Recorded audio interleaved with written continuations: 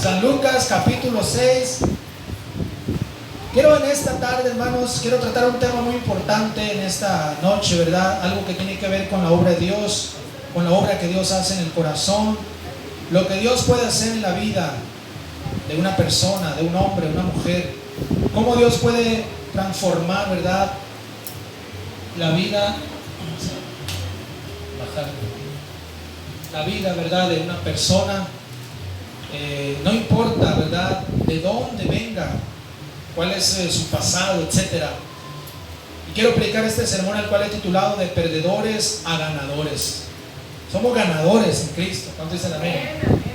Pero lo que Dios puede hacer, hermano, hermana, iglesia, es algo glorioso.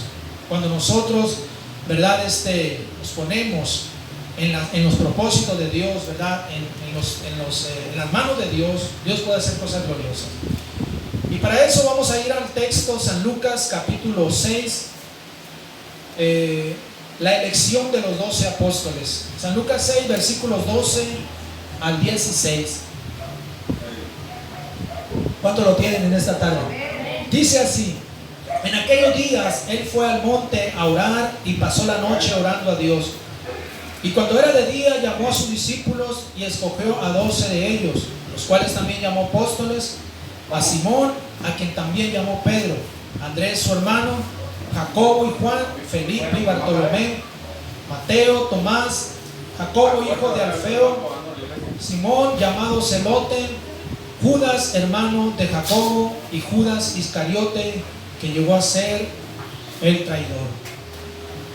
De perdedores a ganadores. Vamos a orar por este sermón. Ayúdeme por favor en esta tarde. Padre celestial, en el nombre de Jesús, yo oro a ti, Señor, que unjas tu palabra, Dios, unge mis labios y mi corazón, y que tu Espíritu Santo sea ministrando a cada corazón, Dios, a tu pueblo en este lugar. En el nombre de Jesús te doy gracias, Señor, por lo que tú vas a hacer, lo que puedes hacer en nuestras vidas. En el nombre de Jesús, amén. De perdedores a ganadores.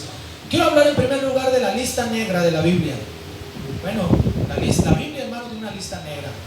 En toda su historia hay una lista negra de hombres y mujeres, personas, ¿verdad?, comunes y corrientes, que fueron escogidos por Dios para hacer algún trabajo extraordinario, ¿verdad? Tenemos la lista de los 10 más buscados en la FBI. Estados Unidos está esa lista, los 10 más buscados, ¿verdad? En esta última lista, el primero de los más buscados era Rafael Caro Quintero. Ya lo capturaron hace un tiempo atrás, unos meses atrás.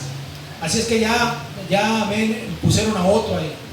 Pero siempre, hermanos, la FBI, esa organización del gobierno de Estados Unidos, siempre tiene una lista de los 10 más buscados, la lista negra.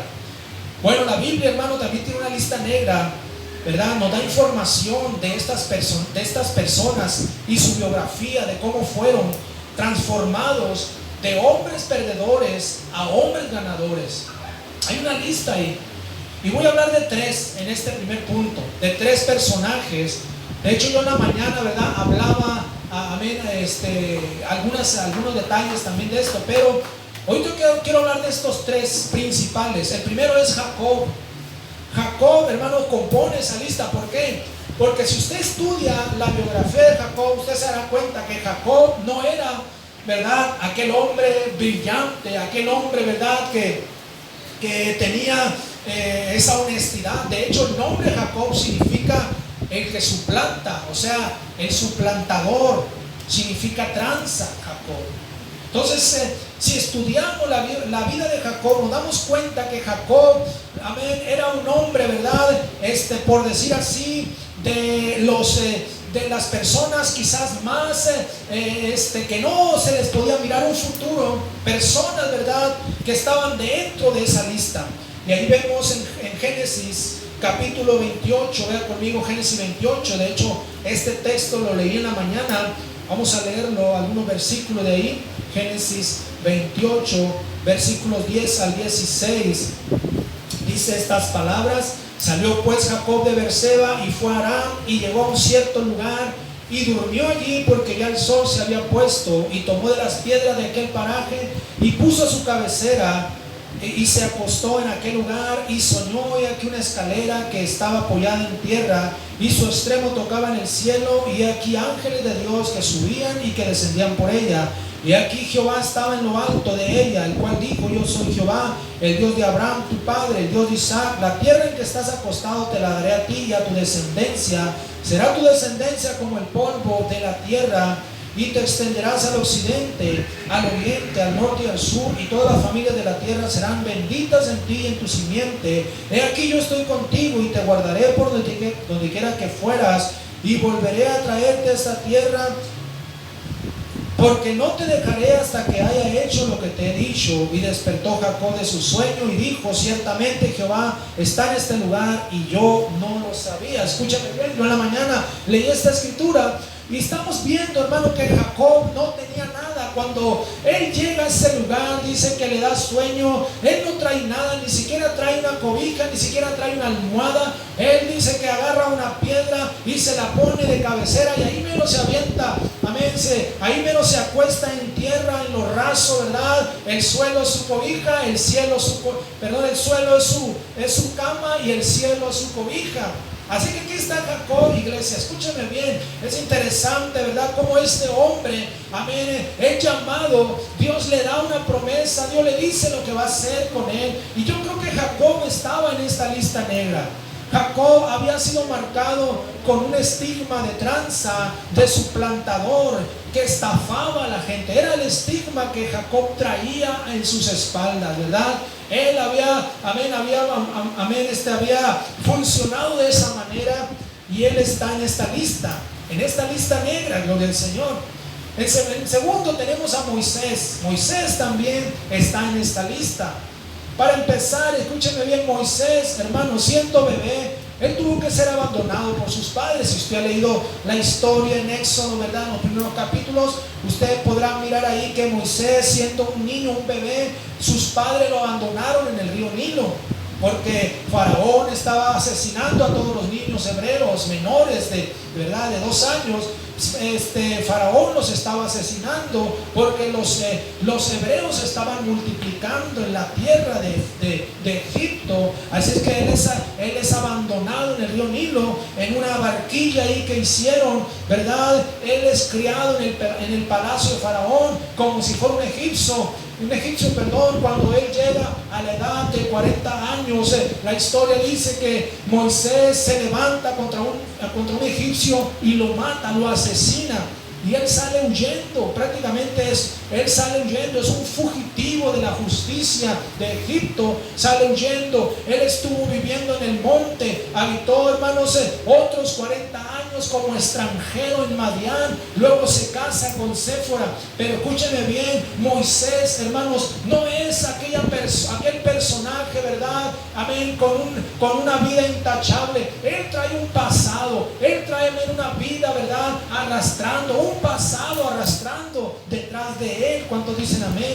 Amén. Y ahí en Éxodo capítulo 3 versículos 7 al 10 vamos a ver estas palabras. Éxodo capítulo 3 del 7 al 10, por favor, dice así: dijo luego Jehová: bien he visto la aflicción de mi pueblo que está en Egipto, y he oído su clamor a causa de sus extractores, pues he conocido sus angustias, y he descendido para librarlos de manos de los egipcios y sacarlos de aquella tierra, una tierra buena y ancha, a tierra que fluye leche y miel, a los lugares del cananeo, del eteo, del amorreo, del fereceo, del heveo, del jebuseo. El clamor pues de los hijos de Israel ha venido delante de mí, y también he visto la opresión con que los egipcios los oprimen.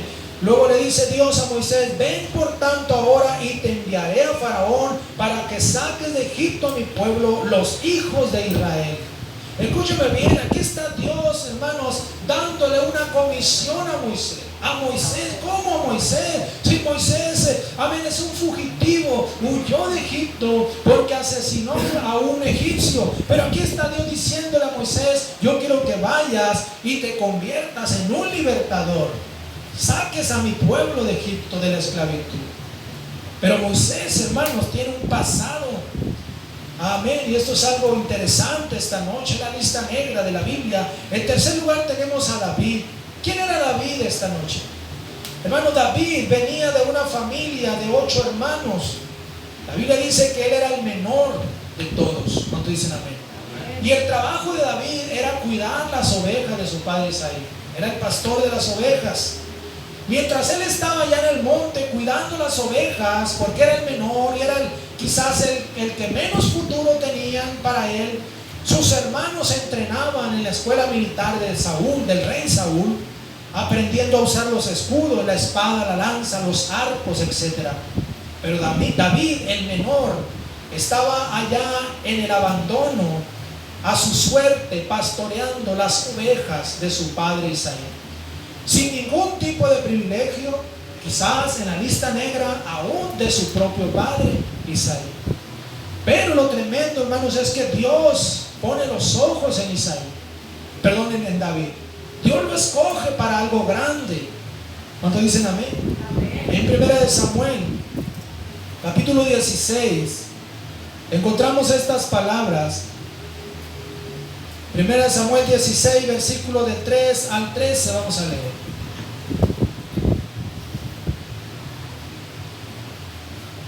Dice: y llama a Isaí al sacrificio, y yo te enseñaré lo que has de hacer, y me ungirás al que yo te dijere. Hizo pues Samuel como le dijo Jehová, y luego que él llegó a Belén, los ancianos de la ciudad salieron a recibirle con miedo y dijeron: ¿es pacífica tu venida?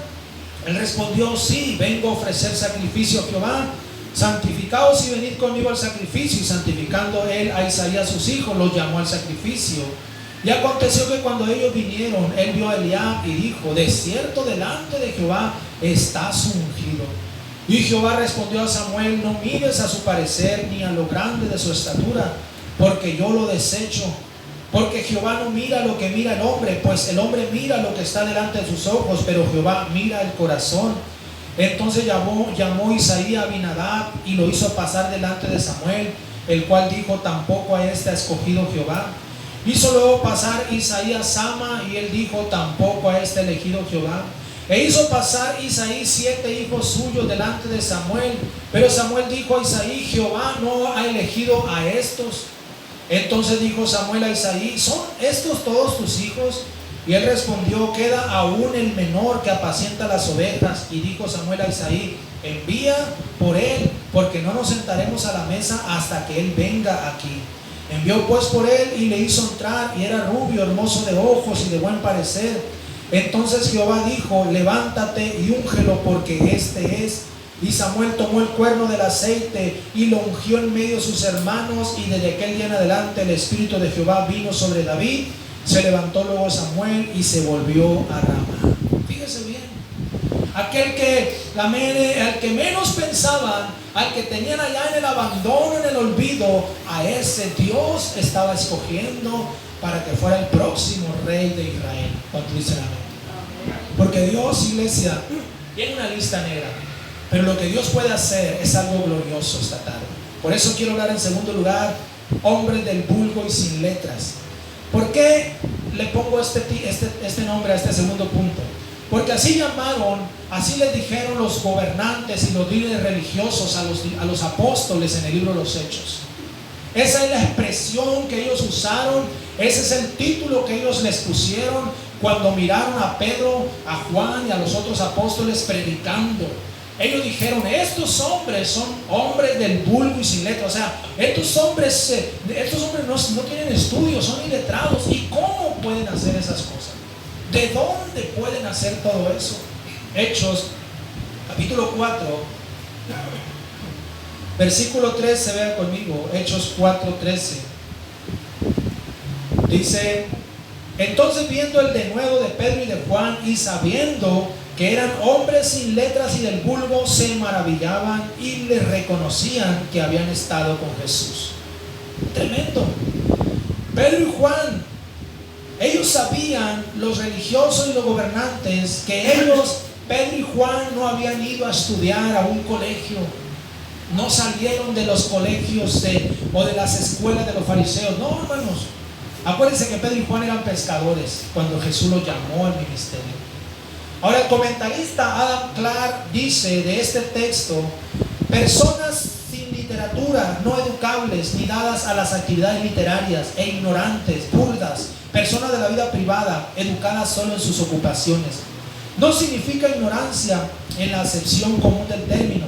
En ningún sentido de la palabra se podía llamar a ninguno de los apóstoles hombres ignorantes, porque aunque su conocimiento espiritual provenía todo del cielo, sin embargo, en todos los demás asuntos parecen haber sido hombres de bien, sano, fuerte y común sentido. El comentarista John Hill dice: con qué coraje e intrepidez estaban ante ellos, la presencia de la mente que tenían y la libertad de expresión que usaron. Como la palabra significaba correctamente, observaron su elocuencia, la justicia de su dicción, la propiedad de su idioma y la fuerza y nerviosismo de su razonamiento, así como su gran resolución, constancia y firmeza de la mente, no tener el miedo de profesar el nombre de Cristo. Cuando estas personas, estos fariseos, ¿verdad?, estos que eran estudiosos de la ley, miraron a Pedro y a Juan predicando con esa autoridad, con ese poder, hermano, ellos se quedaron asombrados. Ellos decían: ¿cómo es posible? ¿De dónde? ¿De dónde? Si son hombres del vulgo y sin letras. Ellos no estudiaron. ¿Cómo pueden hablar de esa manera? ¿Cómo pueden predicar de esa manera? Eso es lo que Dios hace cuando dicen amén. Dios convierte hombres perdedores en hombres ganadores, hombres ordinarios en hombres extraordinarios. Así que aquí tenemos a aquellos hombres que habían estado con Jesús por lo menos durante 3 años, hombres que recibieron toda la influencia y la enseñanza de su maestro, de nuestro Señor Jesucristo.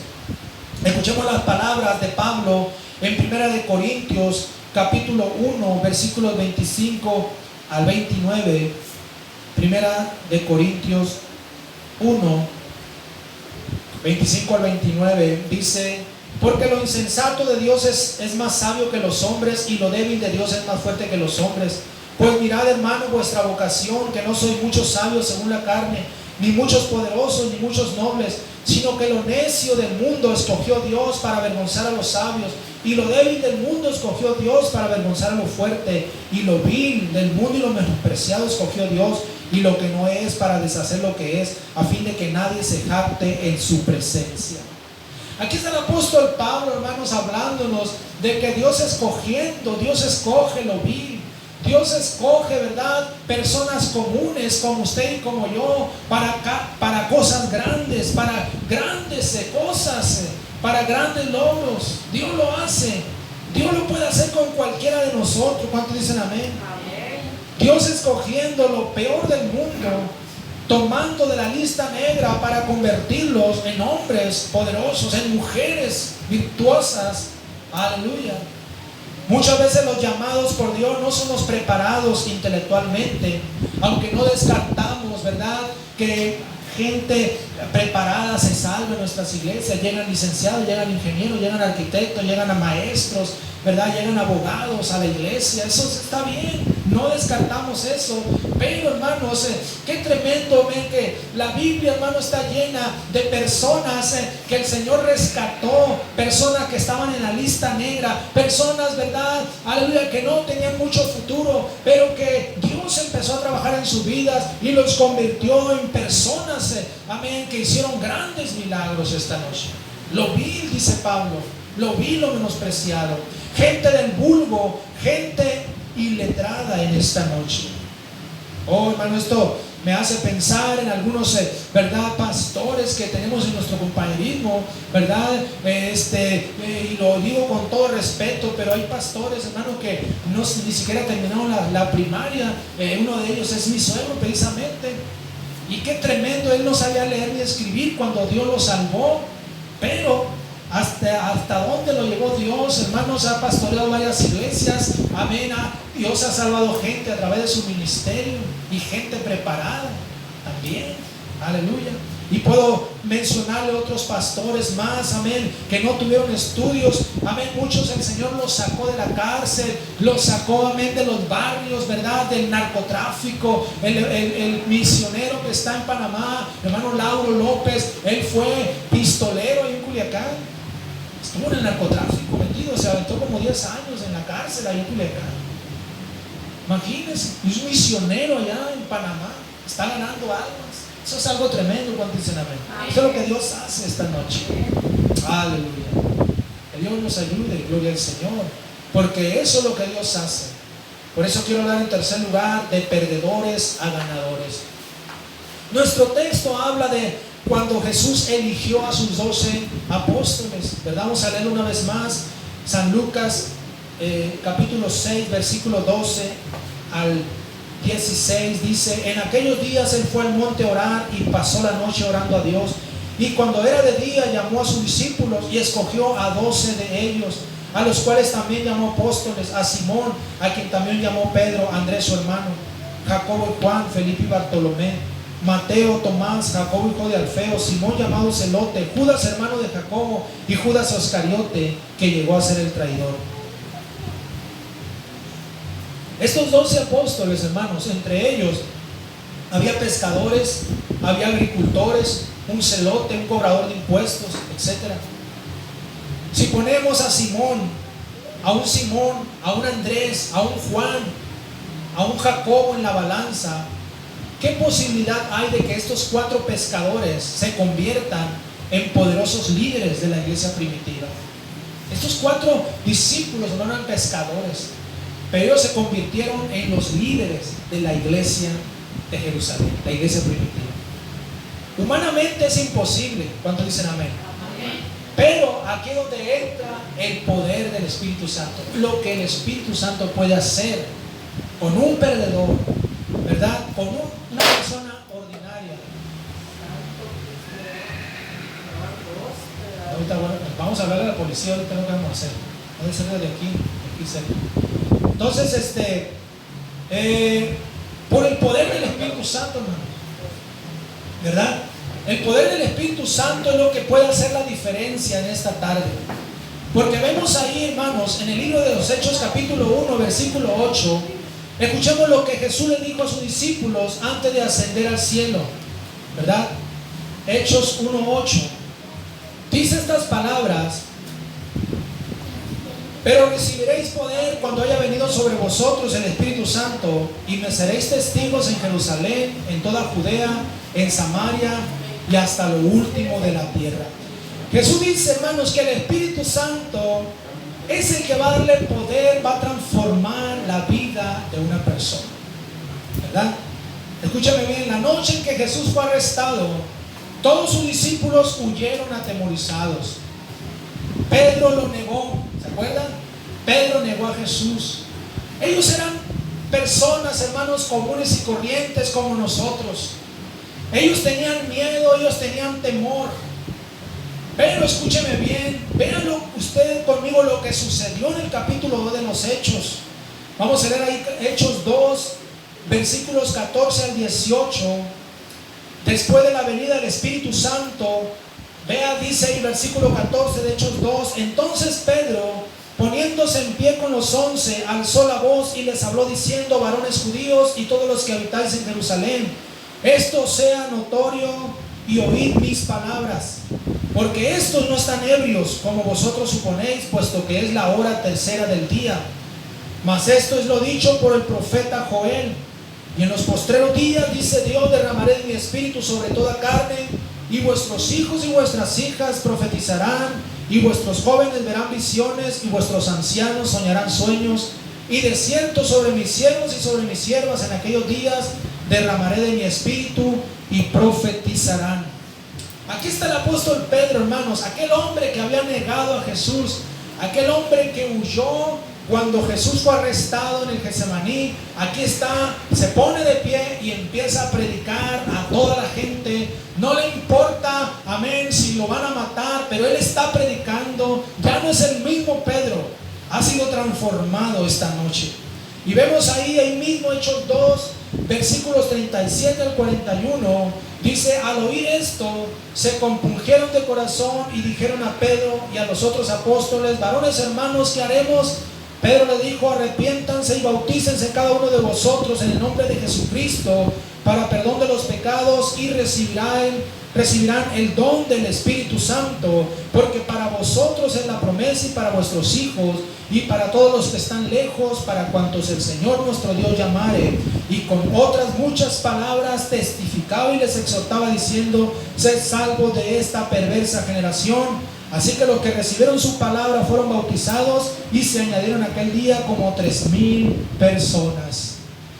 Oh, qué tremendo lo que el Señor hace, lo que el Espíritu Santo puede hacer con un perdedor, convirtiéndolo en un ganador. Y ese es el punto esta noche, iglesia.